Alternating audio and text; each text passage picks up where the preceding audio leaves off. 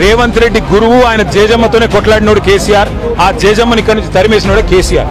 కాబట్టి రేవంత్ రెడ్డి అనే చిల్లరగాడు ఏం మాట్లాడినా, ఆయన చిల్లర ప్రభుత్వం ఏం చేసినా కేసీఆర్ ఎంటిక కూడా పీకలేరు. చక్రవర్తి గారు నమస్తే సార్. నమస్కారం శ్రీకాంత్ గారు. చక్రవర్తి గారు, కేటీఆర్ గారు సంభవం ఎప్పుడు కూడా ఆయనకి కొంచెం అహంకారమైన స్పీచ్ తో, అహంకారమైన ప్రవర్తనతో చాలా మందిని దూరం చేసుకున్నాడు. ఆయన కూడా జగన్మోహన్ రెడ్డి లాగా కొంత సొంత అక్కను కూడా చెల్లిని కూడా దూరం చేసుకుంటా ఉన్నాడు. ఈ రోజు కూడా కేటీఆర్ గారు కామెంట్ చేస్తా ఉన్నారు సార్. కేసీఆర్ గారిని మన కాళేశ్వరం కమిషన్ కోసం పిలిస్తే ఆయనకి చెప్పండి, రేవంత్ రెడ్డి గురువు గారైన చంద్రబాబు నాయుడునే కేసీఆర్ ఎదుర్కొన్నారు, రేవంత్ రెడ్డి అంతా అని రేవంత్ రెడ్డి చాలా అబ్యూజివ్ గా మాట్లాడుతూ ఉన్నారు. కేటీఆర్ గారికి ఎందుకు సార్ అంత అహంకారం? ఇప్పుడు కంపల్సరీ డెఫినెట్ గా మీరు ప్రతిపక్షంలో ఉన్నారు, లేకపోతే ఒకళ్ళ మీద ఒకళ్ళు కొంచెం చేసుకోవచ్చు, బట్ అంత నీచంగా మాట్లాడాల్సిన అవసరం ఏముంది? అండ్ ప్రతిసారి కేటీఆర్ కి ఎందుకు చంద్రబాబు నాయుడు అంటే అంత ఇది సార్? ప్రతిసారి చంద్రబాబు నాయుడు ఎందుకు రిఫరెన్స్ గా తీసుకుంటారు? అంటే చంద్రబాబు నాయుడు రేవంత్ ఒక ఘాటిని కట్టేసి ఇంకా ఆంధ్ర పాలిటిక్స్ ఆడడం అనే దాంట్లోనే ఉన్నాడు సార్ కేటీఆర్. కేటీఆర్ గారి భాష అంటే కేటీఆర్ గారి భాష కేసీఆర్ గారి దగ్గర నుంచి సంక్రమించిన భాష. కొంచెం హరీష్ రావు గారు కొంచెం బెటర్, కానీ అందరూ కుటుంబంలో కేటీఆర్ గారు అయినంతే, కవిత గారు అయినంతే, హరీష్ రావు గారు అయినంతే కొంచెం దురుసుగానే మాట్లాడతారు. మొన్న ఎన్నికల్లో ఓడిపోవటానికి కూడా వాళ్ళ భాష, వాళ్ళ ప్రవర్తన కొంత కారణం అనేది నా భావన. టీఆర్ఎస్ పాలించిన టర్మ్స్ ఏవైతున్నాయో ఆ 2 టర్మ్స్లో కూడా నా అభిప్రాయంలో పాలన అంటే ఆర్థికంగా అందరూ మెసప్ చేశారు రాష్ట్రాలని. ఆంధ్రప్రదేశ్ మెసప్ అయింది జగన్ గారి పాలనలో, కేసీఆర్ గారి పాలనలో విపరీతంగా నిర్లక్ష్యంగా ఖర్చులు పెట్టారు. But that aside some good things have happened తెలంగాణలో. ఎట్ ప్రజలు, నేను గ్రామాల్లో పనిచేస్తాను కాబట్టి మాట్లాడినప్పుడు ఎవరిని కదిలించినా అమ్మో కేసీఆర్ అహంకారం, మేము ఓటేయమంటారు. కేసీఆర్ అహంకారంతో మీకేం సంబంధం? మీకు పాలన బాగుందా? అందాల్సినవి అందుతున్నాయా? కరెంటు, నీళ్లు, వెల్ఫేర్ స్కీమ్స్ ఇవి వస్తున్నాయా లేదంటే అవి వస్తున్నాయి, కానీ కేసీఆర్ అహంకారం అని చెప్తారు. So I think that has played a role in their loss. Chandrababu Naidu గారు అరెస్ట్ అయినప్పుడు కూడా కేటీఆర్ గారు చేసిన వ్యాఖ్యలు ఏవైతున్నాయో చాలా అభ్యంతరకరం. But TRS TDP it's more of a political rivalry అండి. I don't think it's anything personal. So generally they feel TDP will support the other side, not TRS. మొన్న ఎన్నికల్లో కూడా కాంగ్రెస్కు మద్దతు ఇచ్చిందనే అనుమానం వాళ్ళకు ఉంది. But TDP was very careful not to side with anyone.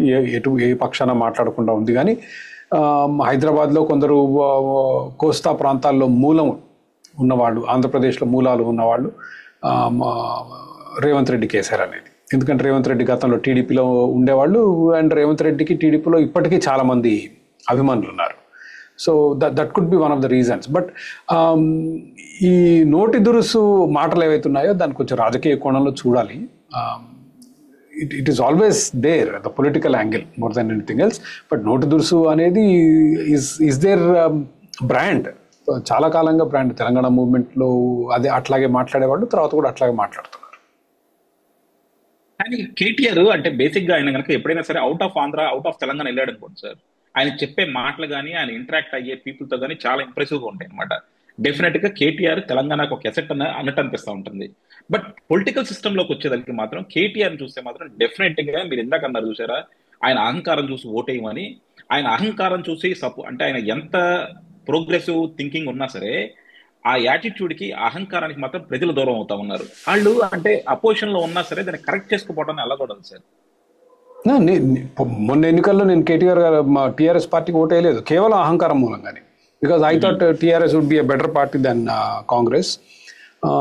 But వాళ్ళ భాష, వాళ్ళు ప్రవర్తించే తీరు, it also matter to me. I mean Chandrababu Naidu గారు అరెస్ట్ అయినప్పుడు హైదరాబాద్లో నిరసనలు వ్యక్తం చేస్తుంటే హై హ్యాండెడ్ మహిళలని, అమ్మాయిలను కూడా చూడకుండా ఈడ్చుకపోవటం, వాళ్ళని బెదిరించడం, కంపెనీలకి ఈమెయిల్స్ పంపించడం, ఇవన్నీ చేశారు. అసలు it would not have affected them in any shape or form.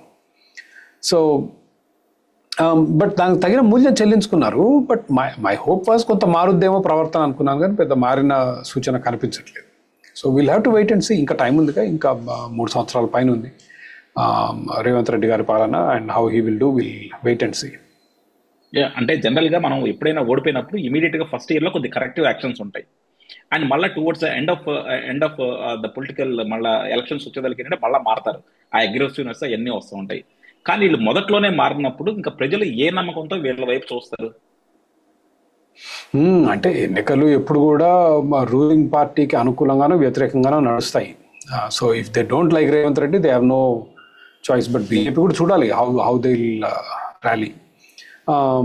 But చెప్పలేము రాష్ట్రంలో పరిస్థితులు ఎట్లా ఉంటాయి, రేవంత్ రెడ్డి గారి పాలన ఎట్లా ఉంటుంది.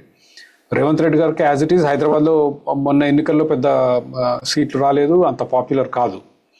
దానికి తోడు ఇప్పుడు ఆయన చేస్తున్న హైడ్రా కానీ ఇతర కార్యకలాపాలు కానీ ప్రజలకు అంత నచ్చడం లేదు. So will have to wait and see Revanth Reddy గారి పాలన గురించి ప్రజలు ఎట్లా భావిస్తారు. అండ్ ఆర్థికంగా బాగా ఇబ్బందుల్లో ఉన్న రాష్ట్రం, అంటే ఆర్థిక వనరులు ఉన్నప్పటికీ చేసిన అప్పుల భారం వహిలేకపోతున్న రాష్ట్రం. అప్పులు వాటి మీద వడ్డీలు తీర్చడానికే సరిపోతున్నాయి వస్తున్న రెవెన్యూ అంతా. సో కాబట్టి will have to wait and see. It is too early to say. But మీరు అడిగేది ఏంటంటే వాళ్ళ పద్ధతి మారకపోతే గెలుస్తారంటే I would not rule it out. Because గెలుపు ఓటములు ఎక్కువగా రూలింగ్ పార్టీ మీద ఎక్కువ ఆధారపడి ఉంటాయి. ఇప్పుడు ఉదాహరణగా ఆంధ్రప్రదేశ్ రాష్ట్రంలో నా అభిప్రాయం తెలుగుదేశం పార్టీకి 164 సీట్లు రావడానికి తెలుగుదేశం పార్టీ కన్నా వైసీపీ కారణం ఎక్కువ. వైసీపీ వ్యతిరేక ఓటు గట్టిగా పడింది. రేవంత్ రెడ్డి గారు గెలవటానికి కూడా టీఆర్ఎస్ వ్యతిరేక vote was important. Of course Revanth Reddy garu he's put up a great fight, valiant fight actually. But TRS వ్యతిరేకత లేకపోతే మీరు ఎంత పోరాటం చేసినా ఉపయోగం ఉండదు. So will wait and see.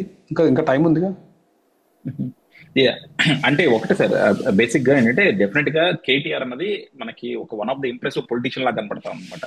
అంటే ఆయన ఈ మధ్య మనకి యూఎస్ వెళ్ళినప్పుడు యూకే వెళ్ళినప్పుడు కూడా చూసాము. సో అంత ప్రోగ్రెసివ్ ఉన్నాళ్ళు. అంటే మన ఇండియన్ సిస్టమ్ పొలిటికల్ సిస్టమ్ లోకి వచ్చేదానికి ఏంటంటే ఎంత ప్రోగ్రెసివ్ ఉన్నా సరే మాస్ ని అట్రాక్ట్ చేయడానికి అలాంటి హార్ష్ కామెంట్స్ పాస్ చేయాలేమో అనే దాంట్లో ఓ భ్రమలో పడిపోతున్నారేమో అన్న భావన కలుగుతుంది సార్. అందుకే నేను ఈ క్వశ్చన్ అడగాల్సి వచ్చింది అనమాట. దురదృష్టం అండి. ఇది మనకు తెలంగాణ ఉద్యమం అప్పుడు మొదలైంది. కేసీఆర్ గారి మాట ధాటికి తట్టుకోవడానికి రేవంత్ రెడ్డి గారు ఇంకా ఆయన కంటే ఇంకొంచెం ఒక మాట ఎక్కువ అనేవాళ్ళు. అయ్యేసరికి ద కల్చరల్ డిటీరియరేషన్ భాషాపరంగా మనం దిగజారుతూ వస్తున్నాం. మొన్న వైసీపీ వాళ్ళు వచ్చిన తర్వాత కూడా ఆంధ్రప్రదేశ్లో 2019 to 24 మీరు చూసారుగా భాష ఎంత భయంకరమైన భాషలు వాడేవాళ్ళు. అసలు మనం తట్టుకోలేని భాష అనమాట. ఏది పబ్లిక్గా మంత్రులు ఎమ్మెల్యేలు కూడా కొడాలి నాని, వల్లభనేని వంశీ వీళ్ళు మాట్లాడే భాషలు వింటే మనం చెవులు మూసుకోవాలి. అసెంబ్లీలో కూడా అట్లాగే మాట్లాడేవాళ్ళు. So there is seems to be culture. But I don't think so. ప్రజలకు అట్లాంటి భాష మాట్లాడితేనే ప్రజలను ఆకర్షిస్తాం అనేది I don't buy it. And I also don't think it is good. మనం దాన్ని ప్రమోట్ చేయడం కూడా కరెక్ట్ కాదు.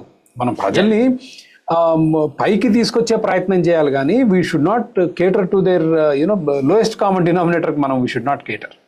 ఎగ్జాక్ట్లీ మీరు అన్నట్టు ఏంటంటే అది కేసీఆర్ స్టార్ట్ చేశారు సార్. అంటే రాజకీయాల్లో ఒక లిమిట్ దాటి మాట్లాడటం అనేది కేసీఆర్ స్టార్ట్ చేశాడు. దాన్ని జగన్ నెక్స్ట్ లెవెల్ కి తీసుకెళ్తున్నాడు. సో అంటే రేవంత్ రెడ్డి గారు కూడా బాగా గట్టిగా మాట్లాడారులేండి ఎన్నికల ప్రచారంలో. మొన్న ఎన్నికల ప్రచారంలో జగన్ ఈజ్ మోర్ ఇప్పుడు టీఆర్ఎస్ లో కేసీఆర్ గారు మిగిలిన వాళ్ళు అంత దారుణంగా మాట్లాడేవాళ్ళు కాదు, అంత మాట్లాడరు. YCP is a different ball game. YCP is more systemic. ఏది పిలిచి వైసీపీ నుంచి వచ్చిన నాయకులు చాలా మంది చెప్పారు, మాకు ఇన్స్ట్రక్షన్స్ వచ్చాయి, పోయి చంద్రబాబు నాయుడిని తిట్టండి, ఈ మినిస్టర్ని తిట్టండి, ఆయన తిట్టండి, వాళ్ళ భార్యను తిట్టండి, కొడుకుని తిట్టండి అని చెప్పేవాళ్ళు. తిడితే మీకు యూ విల్ బి రివార్డెడ్, మిమ్మల్ని జగన్ గారు గౌరవిస్తారు. బట్ జగన్ బాగానే మర్యాదపూర్వకంగా మాట్లాడతారు, మీరు గమనించారో లేదు. అవును, ఆయన కింద వాళ్ళు మాత్రం అబ్బో భయంకరం. కాకపోతే ఇప్పుడు అధికారం లేదు కాబట్టి కొంచెం పర్వాలేదు, తగ్గి మాట్లాడుతున్నారు. అంటే కనీసం బూతులు లేకుండా మాట్లాడుతున్నారు. Okay, thank you sir, thank you very much అండి.